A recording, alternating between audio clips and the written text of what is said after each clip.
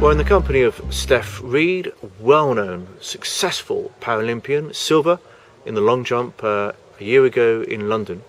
And Stef, next year is another home event, it's the Commonwealth Games. And you have some exciting news about that, don't you? I do. I kind of made the announcement a little while ago that I was going to attempt to compete for Scotland in the Glasgow Games. My dad is Glaswegian, and when we first found out that Glasgow was hosting, we were so excited.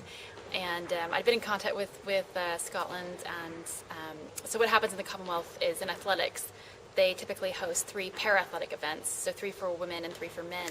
And initially, my long jump event had been put forward, but as it went through the organization and got up to the top of Commonwealth Games, for whatever reason, they decided not to include mine, and they chose a different one.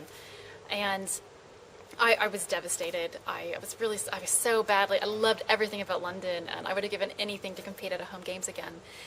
But as I was just kind of wandering around the website, I realized that the standard for an able-bodied long jumper to even be considered for the team was 6.22 meters, and that interested me.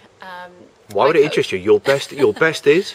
My personal best is 5.28 meters. So it's a mere 94 centimeters you've got to improve. Yeah, and so, but it interested me because probably about a few weeks after the London Paralympics, my coach and I had a bit of a chat, and obviously we were planning again for the next 4-year cycle, and one of the first things he said to me is, we are going to need to jump 6 meters in Rio if you want to win gold.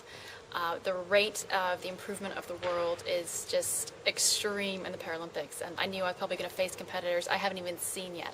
So we were always planning on getting to 6 meters, and I saw that mark and I just thought, well, let's just try and fast track this by 2 years, and let's just see what happens. And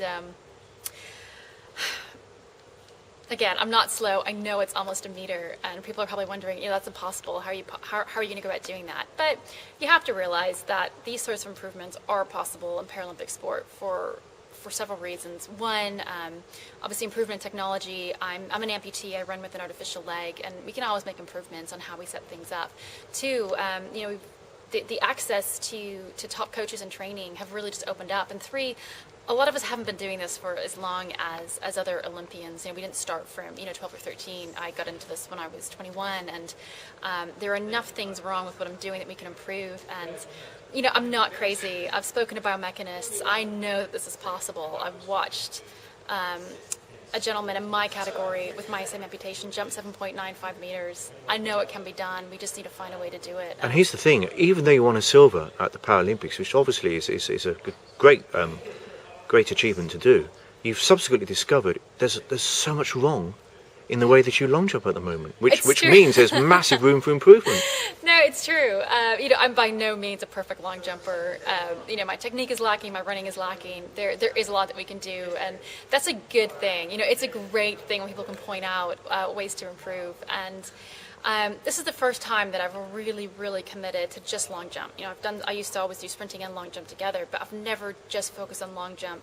And I've switched coaches. I'm now with a coach that specializes in the jumps, and I'm just excited to see where we're going to end up and what can happen. I have no idea. All I know at this point is that it is possible to do. At some point, a female amputee is going to jump 6 meters, and I just want to be the first to do it. You want to be the first. Wow. Now, for those who are confused, there's a little bit of a Canadian twang there. You were born in New Zealand, and you wanted to play rugby for the All Blacks, didn't you, at one point? I did, yeah. And then you moved to Canada. Yeah. But your dad's Scottish and your mum's English. Yes. And that's why I've worked out you could actually compete for 4 different nations in the Commonwealth Games. I could, not at the same time.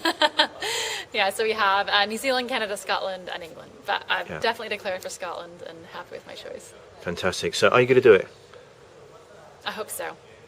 I don't know, and to be honest, that's part of the fun, that's part of the adventure. It's the journey. It's the journey, and there's no guarantee in the destination, and that's life. There are never guarantees, but all I know is that I can try. I'm going to try my hardest, and I'm going to see how far I can get. Fantastic. Well, we will watch with great interest, and we wish you well. Thank you.